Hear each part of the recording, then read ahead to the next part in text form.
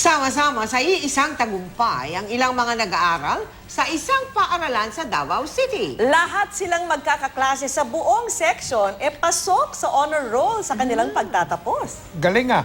Ikinatuwa naman ng mga guro at magulang ang kanilang paninindigan, walang iwanan. Ang kwento nilang patok of the town, tinutukan ni Tech Ocampo ng RTV1 Mindanao.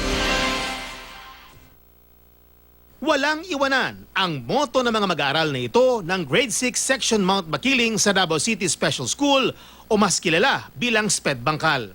Second grading pa lang, nasa honor na lahat ang 38 mag-aaral sa kanilang section. Kaya naman sa kanilang graduation day nitong Martes, makikita ang kasayahan nila habang isa-isa nilang tinanggap ang kanilang diploma at award sa stage kasama ang kanilang mga magulang.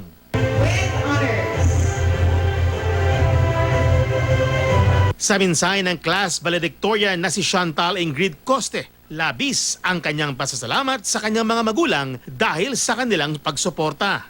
Masaya po ako kasi it's a great opportunity po kasi out of all the graduates, ako po ang naging top-notch.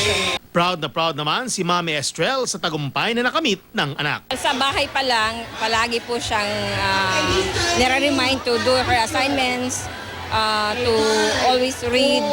Ganun lang, makinig ng mabuti sa teachers. Ikinatuwa rin ng kanilang class advisor dahil napanindigan daw ng mga mag-aaral niya ang kasabihang no one is left behind. I keep on telling them, you can do it, we can do it, and we did it. Ang mga graduate napasayo pa sa kanilang graduation song.